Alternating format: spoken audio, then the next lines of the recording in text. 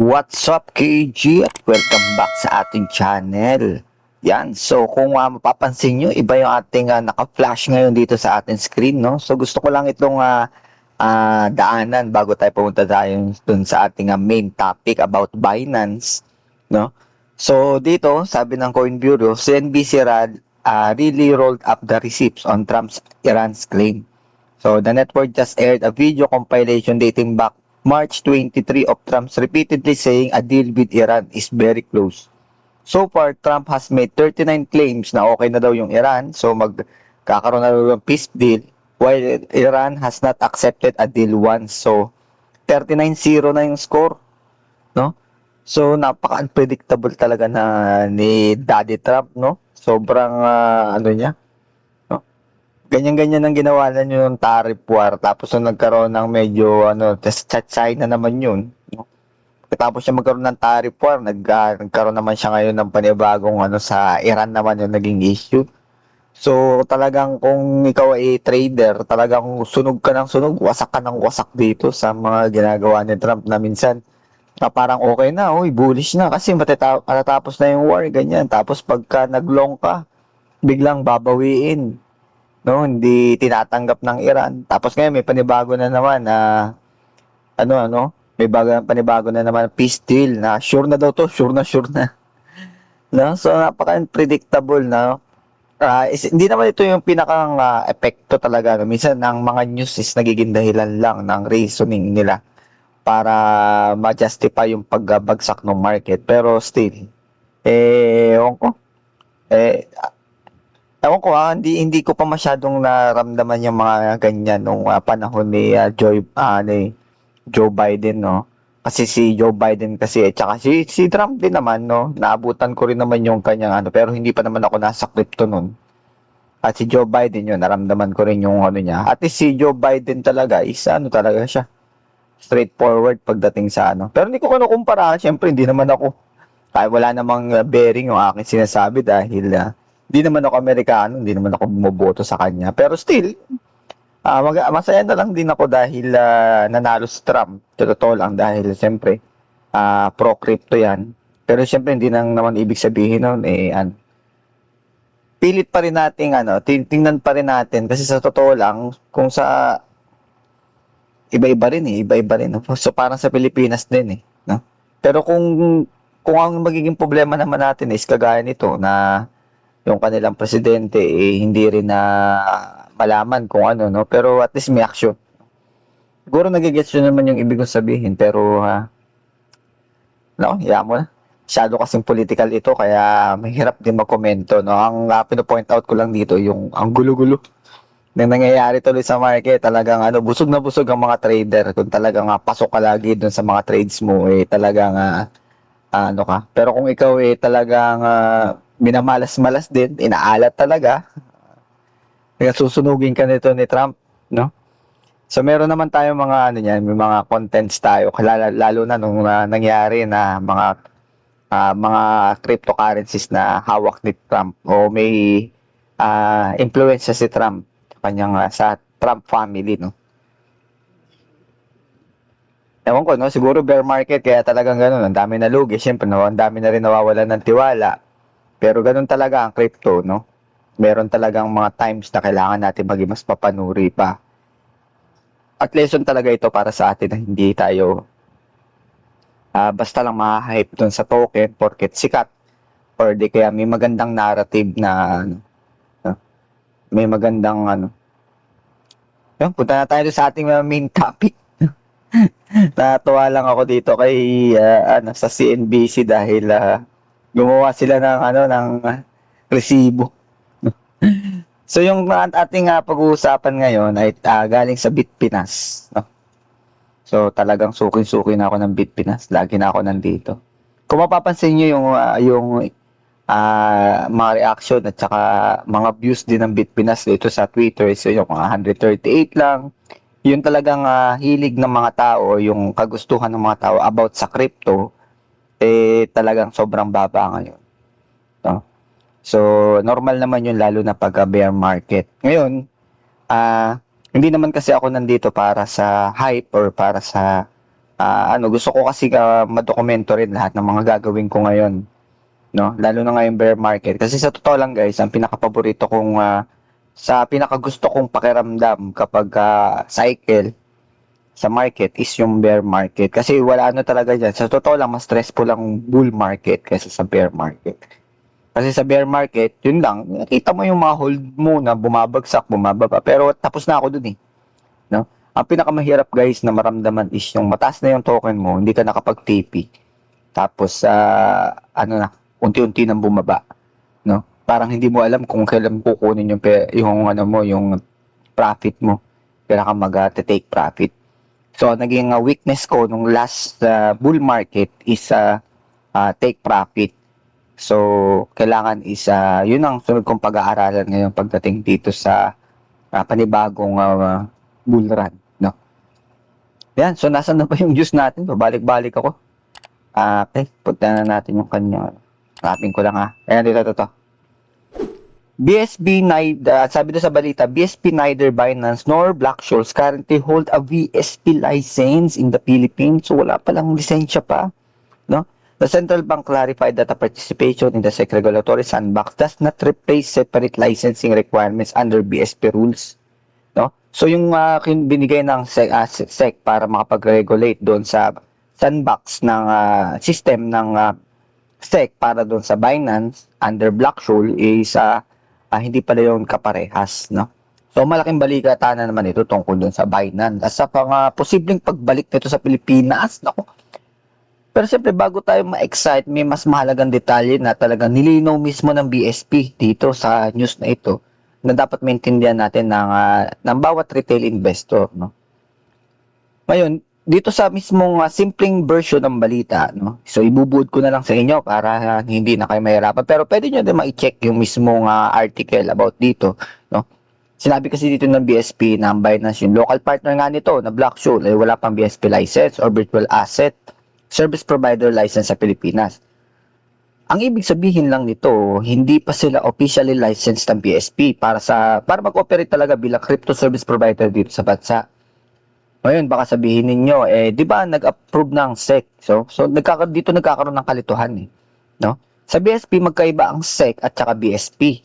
Kahit nakapasok na sa SEC na sandbox system o yung, siyempre, parang testing muna. Hindi ibig sabihin nun na exempted ka na sa ibang regulatory requirements. Kailangan mo pa rin sumunod sa requirements ng BSP, no? Para itong mga permit na, kunyari, magte-test drive ka sa loob ng subdivision, pero hindi ibig sabihin pwede ka na kagad bumiyahe sa national highway, no? Kaya testing pa lang, hindi pa talaga full operation, at yan yung gustong ipaintindi ng BSP sa public, no? So, anong ginagawa ng Black-Scholes at saka Binance? So, yung setup kasi na ngayon ng Black-Scholes, ang local company na nakapasok sa SEC Strategic Sandbox, habang si Binance naman ay nagsisilbing technology at infrastructure partner. Pero bago pa man magkaroon talaga ng user onboarding, kailangan muna nila makumpleto ang integration sa isang BSP license BASP sa loob ng 90 days. No? So, matagal pa. Medyo matagal pa. Isa pang mahalagang detalye dito is nilinaw din ng SEC na kasalukuyang phase ay testing pa lang. Hindi pa talaga ito open para sa public onboarding or normal trading sa public. Kaya kung may makita kayong post na Binance legal na ulit sa Pilipinas, hindi pa ganun kasimple talaga yung sitwasyon. So bakit mahalaga ito? Kailangan natin mapag-usapan kung ano ba yung kailangan nating malaman tungkol dito. Malaga ito dahil maraming Pilipino talaga yung maasa na makabalik ang Binance kagaya ko na syempre yun yung unang-una kong exchange tsaka mas marami talagang services yung Binance. At totoo naman yun, no? Hindi natin talaga makakailan na yung Binance talaga is naging paboritong exchange sa maraming Pilipino dahil sa liquidity, dami ng tokens, future trading, tsaka mababang fees. Pero bilang investor, hindi sapat na tanongin natin na kung babalik pa ba ang Binance. Ang mas mahalaga kasing tanong dito is kung legal ba, no, lisensyado ba, at protektado ba ang mga user. Dahil kapag nagkaroon siyempre ng regulatory issue, ang unang maapektuhan dito, hindi yung exchange, kadalasan yung mga retail investor naman So, yung tunay na risk and retail investor, ito yung pinaka-importante na dapat alam natin. Unang-unang risk dito is yung regulatory risk. No, so binanggit ko na naman ito sa mga dating account, pero babanggitin ulit natin ngayon. Kapag may problema sa regulatory status ng isang platform, maaaring magkaroon tayo ng restriction sa access. No? Pwedeng humantong to sa website na ma-block, kagaya ng nangyayari ngayon sa mga international exchange. App restriction, no? O ibang enforcement action, gaya ng nangyari na sa Binance noon dito sa Pilipinas. No? Kapag nangyari yun, habang may hawak kang malaking pondo sa platform, ikaw talaga yung mahihirapan na mailabas yung iyong mga asset. Pangalawang risk dito is yung counterparty risk. Maraming mga investor akala nila kapag malaking kumpanya, automatic safe na. No? So hindi, nakita natin sa FTX, nakita natin sa Celsius, nakita natin yan sa iba pang exchanges. Kapag hindi mo hawak yung mga private keys mo, may counterparty risk pa rin yan. Kahit gaano kalaki yung platform. No? So, kagaya na nangyari kay Sam Bankman-Fried na talagang lahat ng asset is hindi mo na ma-withdraw. So, baka mangyari din yun kapag wala talagang walang sa walang lisensyado pa yun na malaki pa yun na company, malaking pa yun, pero still, ganun yung nangyari. Kaya kailangan i-hold natin yung mga token natin sa mga sarili nating wallets. No? Tapos, sunod ay yung maling impormasyon. Isa sa pinakamalaking risk talaga ngayon ay yung misinformation. May mga investors na nakakita ng headline na agad naniwala na siyempre fully legal na kagad ng operation. Pero kapag binasa mo yung detalye, sandbox testing lang pala yung nangyayari. So, gusto natin i-point out yun na hindi porket babalik ang Binance is okay na yun. Kaya dapat lagi tayong magbabasa ng tungkol dun sa kung ano yung headline. No? At saka, yung mas malaking lesson din dito para sa akin, hindi lang Binance ang usapin dito eh. No? May mas malaking usapin dito tungkol sa regulation. Maraming mga crypto investors yung ayaw sa regulation dahil feeling nila pinapabagal nito yung innovation. Pero isipin natin to. No? Kapag kasi walang regulation, mas madaling pumasok ang mga scammer. No? Mas madaling magkaroon ng mga rug pull, mas madaling mawala ang pondo ng mga retail investor. Sa kabilang banda, kapag sobra naman talaga yung regulation, maaaring mabawasan yung innovation, yung pag-improve ng mga services. Kaya, ang challenge ng gobyerno ay hanapin ang tamang balanse. At mukhang yan naman yung sinusubukang gawin ngayon ng SEC at BSP sa pamamagitan ng sandbox approach. No? Basta lagi lang natin tatandaan bilang investor. Una, huwag tayong basta magdesisyon dahil sa na-hype tayo or sikat. Kapag may balita, basahin talaga yung mismong detalye. No? Tapos pangalawa, wag nating ilagay yung mga asset natin sa isang exchange. Diversification talaga is yung protection natin dito. No? Alamin kung licensed ba o regulated yung platform na ginagamit natin. Hindi ito guarantee na yung safety pero malaking factor din ito. No? Pang-apat, kailangan alam din natin na kapag long-term holder ka, pag-aralan ang self-custody. Lalo na tayong mga nagdi-DCA. Sabi ko nga sa'yo, ang role ko dito, once na nakakabuo na ako ng 10,000 pesos, hindi ko iiwan yan doon sa aking exchange. Nilalagay ko na sa akin sa private wallet. Kasi bakit? Matagalan naman ako mag-hold eh. So, bakit kailangan kong i-hold sa exchange? Pwede kong ilipat lang na sa exchange kung ibebenta ko. No? Tapos, panlima, kailangan unawain ng mga regulatory risk. No? Yung mga totoong risk. Hindi lang market risk ang dapat binabantayan natin. So, kailangan pati rin yung regulatory, yung mismo pwede mangyari doon sa exchange. No? Sa ngayon, siyempre, hindi pa sinasabi na BSP na bawal ang Binance partnership. Hindi rin nila sinasabi na approve na rin yun. No? Ang sinasabi lang nila is napakalinaw. No? Wala pang BSP license ang Binance at Black-Scholes. At ang SEC Sandbox participation ay hindi kapalit ng BSP licensing requirements. Siyempre, nagpatuloy pa rin naman yung koordinasyon ng dalawang ahensya tungkol dito. Kaya, para sa ating bilang investor, ang pinakamahalagang gawin ay siyempre manatiling informed, huwag magpanic, huwag din FOMO, no? Kundi dapat informed decision making. Kasi siyempre dito sa crypto, hindi naman siyempre sapat na tama lang yung coin mo. Kailangan tama rin yung mga platform na ginagamit natin, no? Pero yun nga, meron din naman dito. Puro ito nga yung balita ng Binance, ng Bitpinas, no? So, yung pinaka-last nilang post dito ay ito, no?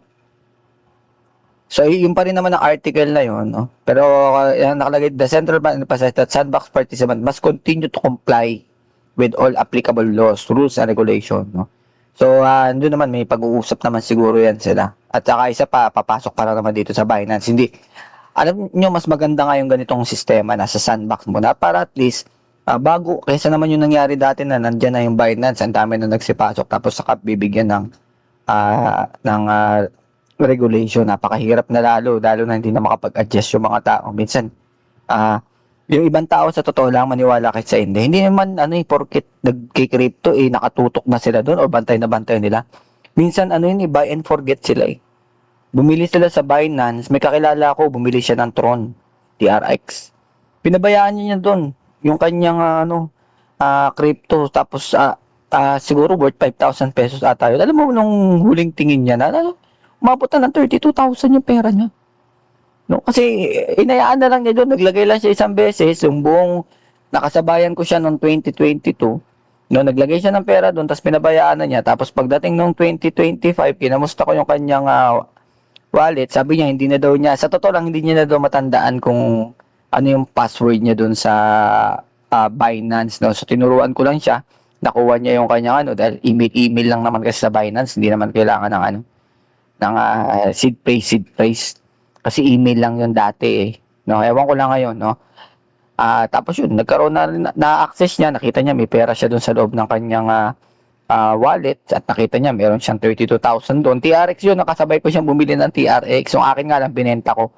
Ako kasi tutok ako, lagi akong nakabantay sa market, nagtitingin-tingin ng balita kasi pinag-aaralan ko talaga tong crypto, no. So gusto ko rin kasi mag-content creation about naman dito sa crypto. Pero syempre, hindi naman ako pwedeng magko-content basta nang wala naman akong kahit konting nalalaman. So, yung mga konting nalaman ko about sa experiences ko for the past 4 years about dito sa crypto, ina-apply ko ngayon dito. At the same time, natututo pa ako na mas malalim pa kaysa dun sa natutunan ko dati. No? So, basta may mga ganun tao, sinasabi ko sa inyo, maglalagay lang siya ng pera dun, kakalimutan na. Kasi para sa kanila, parang okay, bibili ako, tapos ayaan natin kung saan mapunta, ano na mangyayari. No? Hindi ko alam kung nakapag-withdraw siya. Alam ko, hindi ko sigurado no? Kasi tinulungan ko lang naman siya tapos yung pagta-transfer ng pera, hindi naman siya nagtanong. No? Pero alam ko marunong siya. Kasi nakapaglagay nga siya ng pera doon XRP ang ginamit niya Parang sa natatandaan ko kasi ako na din nagturo sa kanya maglipat ng pera doon. Pero hindi ko alam kung nakapag-withdraw siya. No? Kung hindi siya nakapag-withdraw, mataas pa rin naman ang TRX ngayon. Siguro nasa 20,000 pa siguro yun ngayon. Kanyang datong doon sa kanyang Binance, no, wallet. Kaya ako pala nabanggit sa kanya kasi nga parang naano nata yung Binance. Parang mababa na rito sa Pilipinas. Kung 2024 ata yun, 2025, hindi ko na maalala Basta ganun. No, meron talagang ganun mga tao. No? So, buy and forget sila. Tapos, inaayaan na nila yung kanilang exchange na gano'n. Pero, hindi siyempre, kung ikaw naman nag-aaral talaga sa crypto, so, araw-araw mo talagang chinecheck. Araw-araw mo talaga, no? Pinag-aaralan mo talaga yung mga exchanges. Alam niyo guys, sa totoo lang, ang pinakamahirap talaga dito is yung paggawa ng mga wallet saka security ng accounts mo. Kasi one time mo lang naman yung gagawin, tapos matagal na panahon na ulit bago mo Lalo yung mga ginagamitan ng mga SIM card o yung mga OTP, no? Minsan sa GCash ganyan, 'di ba? Minsan hindi mo na alam yung code mo dahil matagal ka nang hindi nag-login, makakalimutan mo na, no? Pwede kaya kapag gumagamit ka ng mga exchanges na kailangan ng mga code, mga password, nakakalimutan mo na. Syempre, hindi mo naman iginagaya sa mga personal account mo, no? So, yun yung mahirap talaga dito. Kaya minsan kapag nawawala yung account mo, hindi mo na makita. So, kailangan talaga doble ingat tayo pagdating doon. Lalo na kapag seed phrase. No? So, may lalabas naman tayong content about doon, no? Kung paano magkaroon ng mga safety, ano yung mga safety protocol na kailangan alam mo once na naggawa ka ng iyong wallet. So, abangan nyo yung mga content ko na yan. So, yun lang, no? Maraming salamat sa inyong lahat, mga guys, mga lodi, no? Sa inyong time at sa pakikinig dito sa akin, no? Like and share lang ang ating mga videos at maraming salamat sa ating mga supporters at subscribers. At syempre, makita-kita lang tayo sa arena. Game on!